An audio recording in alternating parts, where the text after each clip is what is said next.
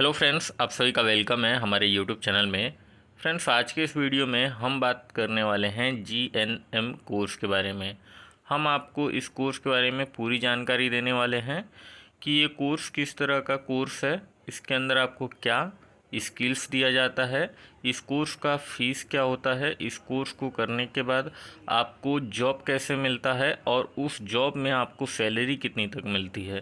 A to Z पूरी जानकारी हम देंगे, तो इस वीडियो में आप पूरा एंड तक बने रहिए। अगर आप हमारे चैनल पर नए हैं तो चैनल को सब्सक्राइब कर दीजिए और साथ ही साथ बेल आइकन को भी क्लिक कर दीजिए कि मेरे वीडियोस की जो भी नोटिफिकेशन है वो आप तक मिलता रहे।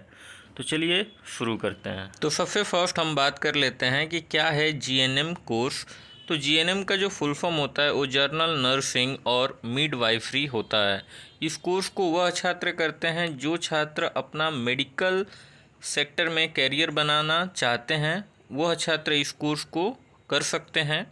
और इस कोर्स के अंदर आपको क्लिनिकल नर्सिंग और गर्भवती महिलाओं और अस्पताल में अगर कोई मरीज एडमिट है तो उस मरीज के लिए क्या क्या चीज़ें आवश्यक हैं चेक करने के लिए, और अस्पताल में जो भी इंस्ट्रूमेंट्स वगैरह या मशीन्स वगैरह यूज़ होते हैं उनके भी बारे में आपको बेसिक नॉलेज इस कोर्स के अंदर दिया जाता है। कोर्स का ड्यूरेशन 3 साल 6 महीने का होता है, जिसमें से 3 साल का आपका कोर्स होता है और 6 मंथ का आपका कंपलसरी इंटर्नशिप होता है। नेक्स्ट बात कर लेते हैं कि कौन से छात्र इस कोर्स को कर सकते हैं।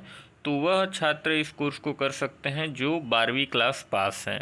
किसी भी स्ट्रीम से आप पास आउट हैं तो आप एलिजिबल होते हैं, लेकिन कुछ कॉलेजेस ऐसे हैं जहां पे 12वीं क्लास के अंदर आपका इंग्लिश सब्जेक्ट होना कंपलसरी होता है और इंग्लिश में आपका 40% मार्क्स होगा तो ही आपको एडमिशन मिलता है उन कॉलेजेस में।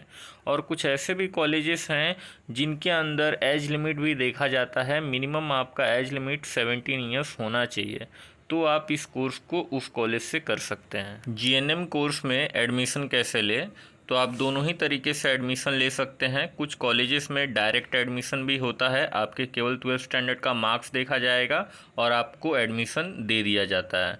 लेकिन कुछ ऐसे कॉलेजेस हैं जहां पे आपको एंट्रेंस एग्ज़ाम देने होते हैं, या तो वो कॉलेज का खुद एक टेस्ट होता है, उस टेस्ट के अंदर आपको अच्छा स्कोर लेकर आना होता है, तो उसके बेसिस पे आपको एडमिशन मिलता है। अगर हम बात करें कोर्स फीस के बारे में, तो ये डिपेंड करता है कॉलेज के ऊपर। अगर आप गवर्नमेंट कॉलेज से ये कोर्स कर रहे हैं तो कम से कम 30,000 रुपये टोटल कोर्स का फ़ीस हो सकता है और ज़्यादा से ज़्यादा 60,000 रुपये टोटल कोर्स का फ़ीस हो सकता है। और अगर आप यही प्राइवेट कॉलेज से कर रहे हैं तो कम से कम 30,000 और ज़्यादा से ज़्यादा 2 लाख तक भी आपको देखने को मिल सकता है। नेक्स्ट बात कर लेते हैं कि कोर्स कंप्लीट होने पर आप कौन कौन से जॉब प्रोफाइल्स पे जॉब ले सकते हैं। Child nurse, forensic nurse, clinical nurse, care taker, nursing consultant, community health worker, hospital receptionist, इसके अलावा भी बहुत से जॉब प्रोफाइल्स हैं, उन सभी पे आप जॉब ले सकते हैं।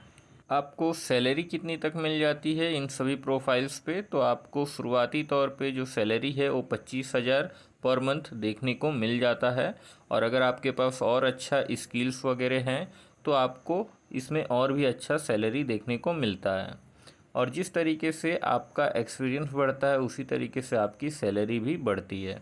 तो मैं उम्मीद करता हूं कि दी गई जानकारी आपको पसंद आई होगी। अगर आपको दी गई जानकारी पसंद आई है तो आप वीडियो को लाइक कर दीजिए, चैनल को सब्सक्राइब कर दीजिए और साथ ही साथ बेल आइकन को भी क्लिक कर दीजिए कि मेरी वीडियोस की जो भी नोटिफिकेशन रहे वो आप तक मिलता रहे। और अगर आपको इससे रिलेटेड कुछ भी डाउट है तो आप मुझे कमेंट में ज़रूर बताइए।